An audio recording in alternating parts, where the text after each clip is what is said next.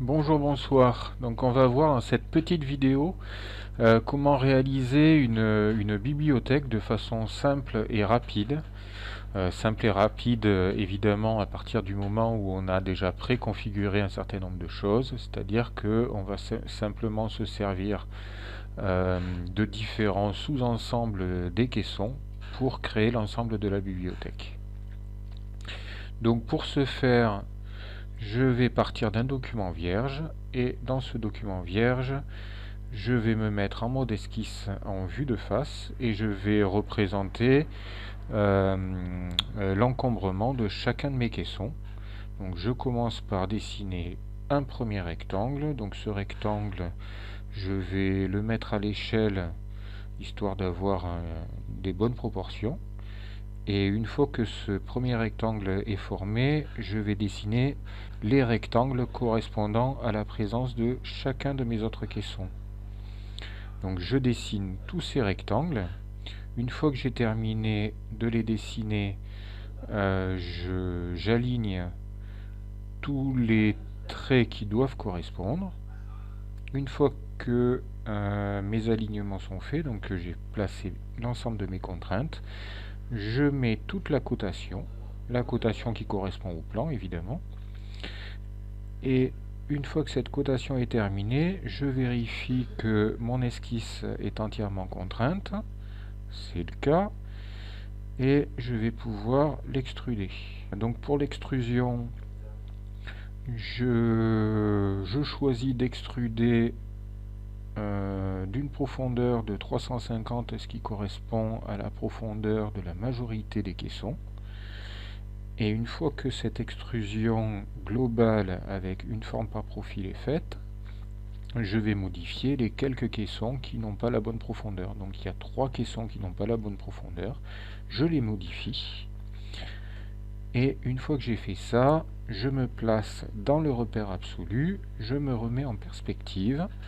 Donc ce placement dans le repère absolu, ça me permet ensuite de pouvoir utiliser correctement les assemblages que j'ai préalablement réalisés. Et je vais faire chacun de mes assemblages en commençant par des caissons filants assemblés par lamello. Donc je place un caisson filant dans chacun de mes blocs.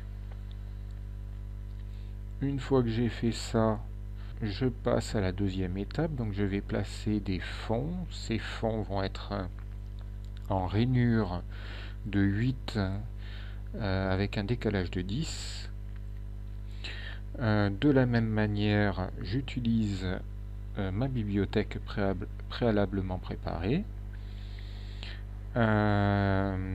Je place tous les fonds nécessaires et je fais attention à mettre chacun de ces sous-ensembles dans des calques différents. Tout ça pour vérifier que les usinages qui doivent être réalisés en même temps que la mise en place des fonds soient bien présents. Donc si je change de calque pour voir ça. A priori, c'est bon. Ensuite, je vais placer des portes coulissantes. Donc ces portes coulissantes, de la même manière, je les place dans un calque différent et je vérifie les bons usinages. Tout ça c'est OK. Il reste a priori une troisième porte à placer, donc je la place.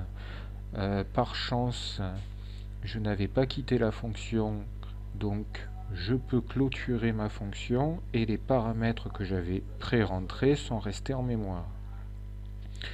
Une fois que cette porte est placée, je place les portes encastrées, toujours de la même manière.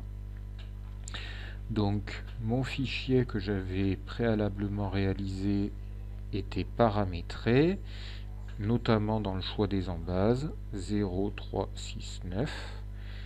Donc je choisis une embase de 0, je place mes deux portes. Une fois que mes deux portes sont placées, je choisis de modifier un des paramètres, notamment la hauteur de la poignée. Je change ça sur une porte. Ça fonctionne. Et enfin, il me reste plus qu'une dernière étape à faire, c'est de placer une étagère. Donc je place mon étagère à l'intérieur de mon caisson et je constate que cette étagère, en fin de compte, elle occupe trop de place et il y a une interférence avec la porte.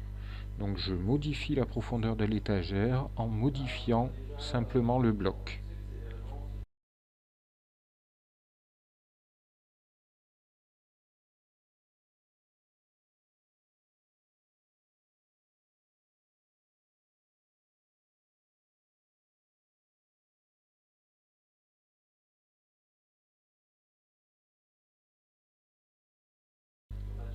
Une fois que j'ai modifié ça, mais j'ai terminé ma bibliothèque.